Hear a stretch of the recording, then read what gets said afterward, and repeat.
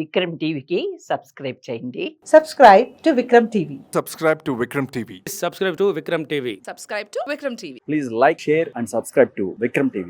అదానిపై అమెరికాలో కేసు నమోదైంది. దీన్ని ఎట్లా చూడాలి? ఇప్పుడు అదాని విషయంలో రాహుల్ గాంధీ గారు చాలా సందర్భాల్లో హిడెన్బర్గ్ రిపోర్ట్ వచ్చినప్పుడు సెబీ చైర్మన్ మాధవి గారిని తొలగించాలి, సెబీ విచారణ చేయాలి, పార్లమెంట్లో జాయింట్ పార్లమెంట్ కమిటీ అని చెప్పి విపక్షాలంతా కూడా పార్లమెంట్లో పోరాటం చేస్తే అందరిని నిర్దాక్షిణంగా మెడల్ కట్టి బయటకెంటేసి ఏనాడు కూడా అదాని మీద పోరాటం చేయడానికి కానీ, అదాని మీద జేపీసీ జాయింట్ పార్లమెంట్ కమిటీ వేయడానికి కానీ, సెబీ విచారణ కానీ ఇంకా ఏ విచారణ కూడా నరేంద్ర మోడీ గారు ఒప్పుకోలేదు. తర్వాత అమెరికాలో ఉన్నటువంటి ఏదైతే ఇక్కడ సెబీ లాగా stock exchange board of India ఎట్లుంటుందో స్టాక్ ఎక్స్చేంజ్ అమెరికా అని చెప్పేసి వాళ్ళు గ్రహించి అక్కడ ఉన్నటువంటి ఇన్వెస్టర్లకు చూపించిన లెక్కలలో కావచ్చు, వాళ్ళ డైరెక్టర్లు ఇక్కడ అదాని దాంట్లో ఉండడు, సాగర్ అదాని అనే వ్యక్తులు ఇద్దరు కలిసి మోసం చేసిరని చెప్పేసి అక్కడ కేసు పెట్టి అక్కడ బ్లాక్ లిస్ట్లో పెట్టిన సందర్భం. తర్వాత కెన్యాకు సంబంధించినటువంటి పెట్టుబడులు వాళ్ళ సంబంధించిన ఒప్పందాలను వారు రద్దు చేసుకుంది. దాంతో దాదాపు 2 లక్షల కోట్ల రూపాయలు ఆవిరైపోయింది అదాని సంపద. ఓన్లీ ఈ 4-5 డేస్లో 2 లక్షల కోట్ల రూపాయల అదాని సంపద ఆవిరైందంటే ఆనాడు రాహుల్ గాంధీ గారు మాట్లాడిన మాటలు నిజమవుతూ ఉన్నాయి. అదాని కోని క్యాపిటలిజాన్ని భారతీయ జనతా పార్టీ ఎంకరేజ్ చేస్తూ ఉంది. అదే కాకుండా నీతి ఆయోగ్ చాలా స్పష్టంగా ఈ దేశంలో ఎంత ఎక్స్పీరియన్స్ ఉన్న సంస్థలు అయినా కూడా అది జిఎంఆర్ఆ జీవికే అయినా కూడా 3 పోర్టులకు కానీ 3 ఎయిర్పోర్ట్లకు కానీ మించి వద్దంటే 7 ఎయిర్పోర్ట్లు ఏ విధంగా ఇస్తారని చెప్పి ఆనాడు పార్లమెంట్లో ఉత్తమ్ కుమార్ రెడ్డి గారు కూడా మాట్లాడిన సందర్భం.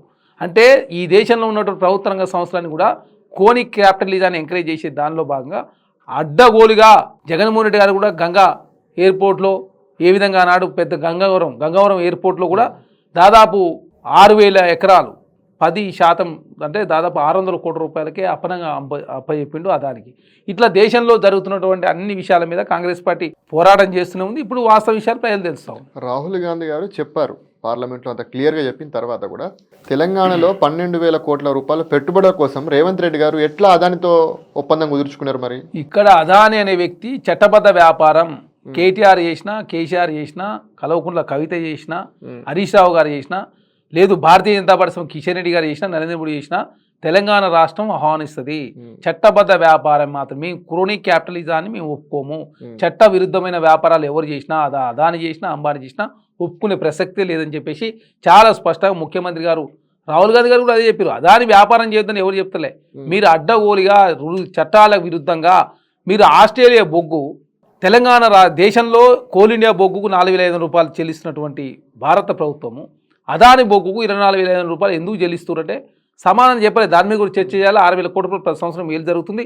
10% విదేశీ బొగ్గు తీసుకోవాలని చెప్పి నిబంధన తీసుకొచ్చి కోల్ ఇండియా బొగ్గుకు 4,500 రూపాయలు ఇచ్చినందుకు అదాని ఆస్ట్రేలియా రూపాయలు తెచ్చిన బొగ్గు 24,500 రూపాయలు ఎందుకు ఇస్తున్నారు చెప్పండి అంటే సమాధానం చెప్పకుండా నరేంద్ర మోడీ గారు పారిపోయే ప్రయత్నం చేస్తూ ఉన్నాడు.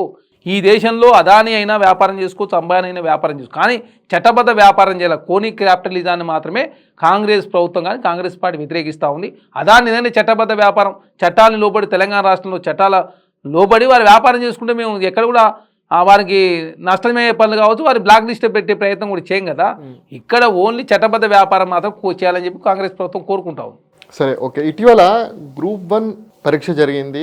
ఆ పరీక్షను వాయిదా వేయాలని చాలా మంది అభ్యర్థులు మిమ్మల్ని రిక్వెస్ట్ చేసిరు, కొంతమంది ధర్నాలు కూడా చేసిరు. ఎందుకు అంత రాద్ధాంతం చేసిరు? ఈ ప్రభుత్వం ఎందుకు అంత మొండిగా వైఖరించింది అభ్యర్థుల పట్ల? Group 1 విషయంలో ఆల్రెడీ చాలాసార్లు పోస్ట్ పోన్ చేసిన సందర్భం. 10 సంవత్సరాల కాలంలో ఎక్కడ Group 1 నిర్వహించలేదు. 500 ఉన్న పోస్టులు 563 పోస్టులకు పెంచిన సందర్భం. అదే కాకుండా తెలంగాణ రాష్ట్రంలో అన్ని ఏర్పాట్లు అయిన తర్వాత జియో నెంబర్ 59 తర్వాత మళ్ళీ 29 జియో 58 జియో 29 జియో తీసుకొచ్చి తెలంగాణ రాష్ట్రంలో ఎస్సీ ఎస్టీ బీసీలకు మైనార్టీ ఎవరి నష్టం జరగని విధంగా ముందుకు పోయే ప్రయత్నంలో ప్రిలిమినరీ ఎగ్జామ్స్ తర్వాత బీసీ ఎస్సీ ఎస్టీలకు నష్టం జరుగుతుందని చెప్పేసి Bharatiya Janata party BRS party Telangana రాష్ట్రం నిరుద్యోగులు రెచ్చగొట్టే ప్రయత్నాన్ని మాత్రమే కాంగ్రెస్ పార్టీ అడ్డు చెప్పింది తప్ప నిరుద్యోగులు నష్టమయ్యే పనులు ఎక్కడ కూడా కాంగ్రెస్ ప్రభుత్వం చేయదు. తర్వాత ఏమైంది, ప్రిలిమ్స్ తర్వాత మెయిన్స్ రాసిన వాళ్ళ లిస్టు టీజీపీఎస్ చాలా స్పష్టంగా ప్రకటించింది.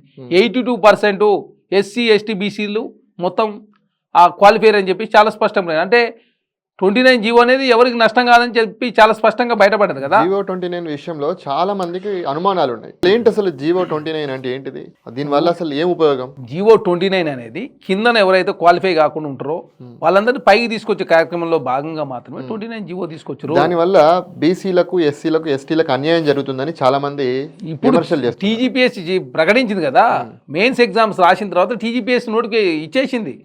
ఎస్సీ ఎస్టీ బీసీలు ఎంతమంది క్వాలిఫై అయ్యారు, ఎంతమంది రాశారు చాలా స్పష్టంగా. అందులో ఎస్సీ ఎస్టీ బీసీలు 82% క్వాలిఫై అయ్యారు. కాంగ్రెస్ పార్టీ తీసుకొచ్చినటువంటి టీజీపీఎస్సీ తీసుకొచ్చినటువంటి 29 జీవో విషయంలో ఎక్కడ కూడా ఎస్సీ ఎస్టీ బీసీలకు అన్యాయం జరిగే పరిస్థితే లేదని చెప్పి చాలా స్పష్టంగా ప్రకటి. తర్వాత మళ్ళీ ఎవరు మాట్లాడతలే ఇప్పుడు బీఆర్ఎస్ పార్టీ మాట్లాడితే భారతీయ జనతా పార్టీ. అప్పుడు ఏంటంటే నిరుద్యోగులు రెచ్చగొట్టాలి, ఎగ్జామ్స్ రాయొద్దు.